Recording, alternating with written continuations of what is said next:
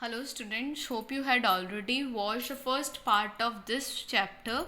So what we discussed in the first part, as we had already discussed about the preamble. Preamble is considered as a preface or the first page of our constitution.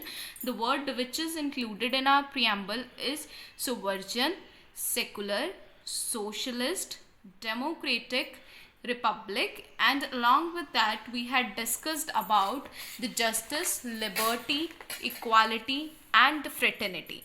And after discussing that we had switched to the fundamental right. So we had already discussed about the four fundamental rights. The first we had discussed about the right to equality. It came under the article 14 to 80, and what is included in it, that each and every person is equal before the law.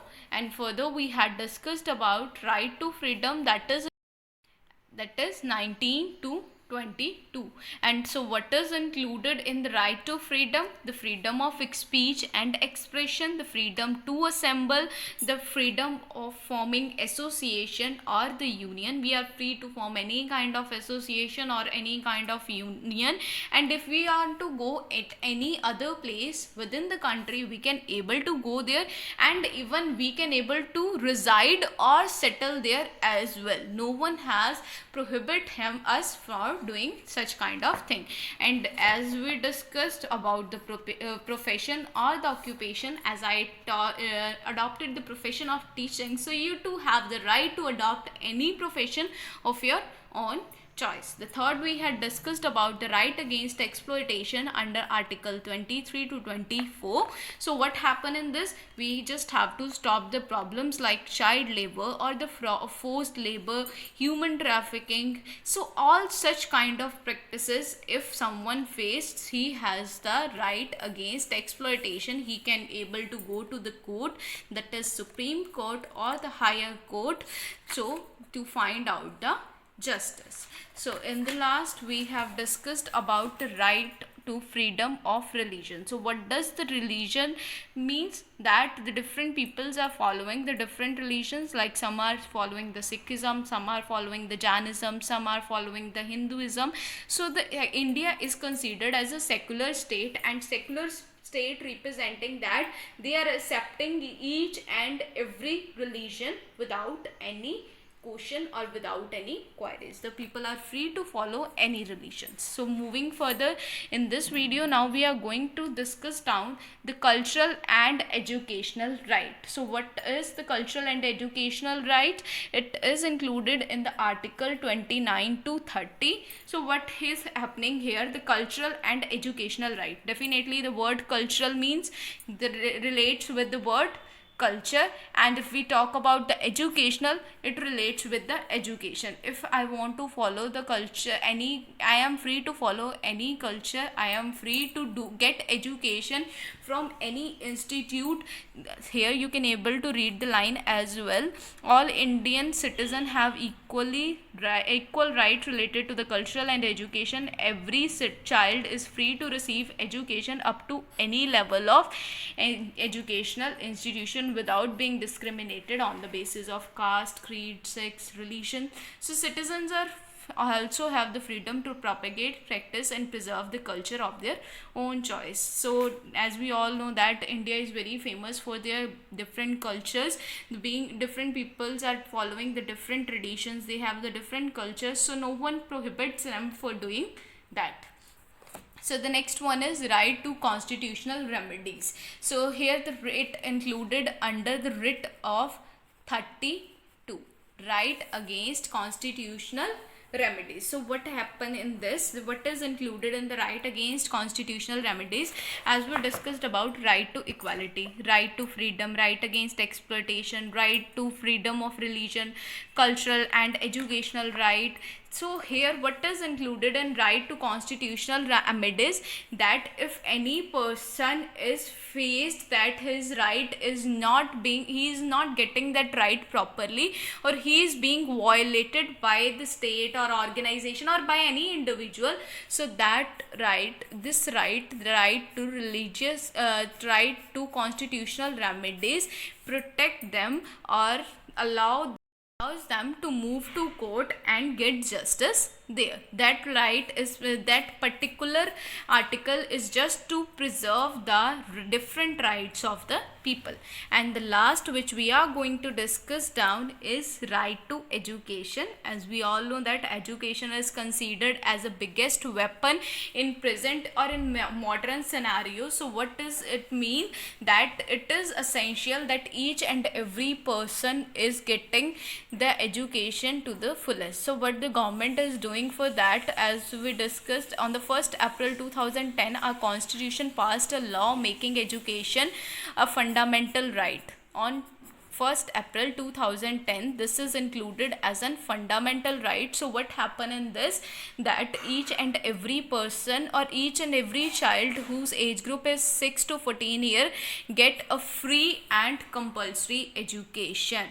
No charges will be taken from them if we, and we go to the government schools. A compulsory education under the free and compulsory education age group 6 to 14 year children are getting the free education without any charges. Here 86th amendment of constitution carried out in the 2002 made education a fundamental right. Now what is amendment like? The constitution is being made on 1949. As we discussed here, the constitution is completed down on 1949. Now there are some changes. If we want to change something in our constitution, as the constitution is made so many years ago, so they are not aware about our present condition. If we want to change anything in constitution, that represents to the amendment. And right to education as a fundamental right is 86th amendment in our constitution. So moving further, fundamental rights as a human right. So what is included in the human right? We had already discussed down about the human right in the previous chapter. So a country plays an active role as a member of the Commission of Human Rights. And what is that? United Nation is also included in that. CHR was replaced by the United Nations Human Rights Council in 2006, and India is taking the Universal Declaration of Human Right and made significant contribution to it, that each and every person got a equal right and their equal duties will be given to them along with the rights. India was among the original members of the United Nations and signed as UN declaration. A declaration, United Nations declaration, is in Washington on 1st January 1942. So moving further, now we are going to discuss down about the directive principles of the state policies. So now what is directive principles of the state policies? It also relates with some kinds of rights or some kind of duties as well. But as we discussed that fundamental rights are considered as justiciable. The court give a judgment or court give a justice if someone disagrees with your right. But if we talk about the directive principle of state policy, these are not justiciable or not legally enforceable. So what does it include? Directive principle include the economic principles, Gandhian principle. The philosophy of Gandhiji represents to the Gandhian principle, because we all know that Gandhiji philosophy is quite acceptable and a good one. The principle relating to the reforms of law and justice and administration, principle for the promotion of international peace and understanding. These are some of the principles of directive state principle policy. As we discussed down already about the fundamental rights, so here is a chart given below which you have to read it by yourself. It's a short chart of the complete fundamental right, as like we had discussed about right to equality, right to freedom, right against exploitation, right to religion, cultural and educational right. So like what is included in cultural and educational right? Protection of language, script, culture and minorities, and right of minority to establish the administration. It is considered, these tables are considered, tables like such is considered as in short notes of the complete chapter. These are the short notes of fundamental rights. So you have to go through this notes very well.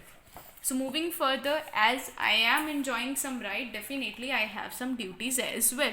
Like in the home as well, if I am getting each and everything, so I have some kind of responsibilities as well now. So same as here.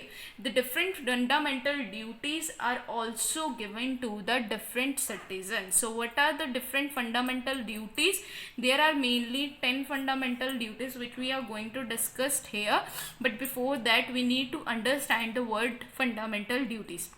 There are, as we discussed, rights without duties are meaningless. A person is getting a complete right, so if does not have any duty, can he able to do that properly? Definitely not. It means that he is enjoying each and everything, and does not have any kind of responsibility.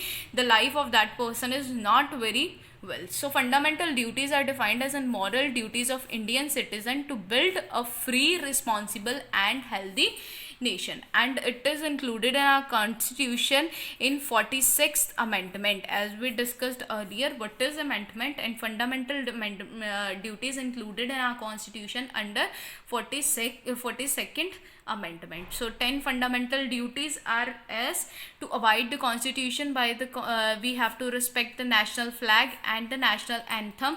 We have to cherish the noble ideals which is being inspired as a national freedom struggle of the freedom. So this for third, we have to uphold and protect the words like sovereignty. These are not only words, they means a lot, and we had already discussed down about this: sovereignty, unity, integrity of India. And fourth one is defend the country and render the national services up to we can able to do that, and to promote harmony, the feeling of oneness, the commonness, brotherhood, linguistic, religious and dignity of the women must be there.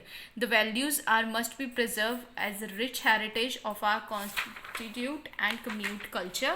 And the next one is to protect the natural environment like forest, lake, river, wildlife is also our duty, which we are nowadays forgetting day by day. So we must ensure that our natural environment is also saved. The second, another one is to develop the scientific temper, humanism and spirit of inquiry and reforms to safeguard the public property. So public property must not be damaged. Like we are going to the park and we are continuously damaging that park, it means we are not aware about our fundamental duties. We don't have the right to damage the public properties. And the last one which we are going to discuss is to strive towards excellence in all spheres of individual and collective activities, so that nation constantly rise and higher levels of endurance and achievement. We must do the activities like that in which our nation grows to a large extent. We do an economic activity for the betterment of ourselves as well and for the betterment of our nation as well. So here, look at this. What is child labor? As we discussed here, what is child labor? Child labor refers to the work that is mentally, physically, socially and morally dangerous and harmful to the children. And when was education made a fundamental right? Here we had already discussed in 86th amendment 2002, education made a fundamental right. Which amendment added to the fundamental duties to the constitution, and which amendment is added it? 42nd amendment. Okay, so hope you got the chapter very well. So what we discussed in this chapter, we had started down the chapter from the preface, that is considered as a preamble.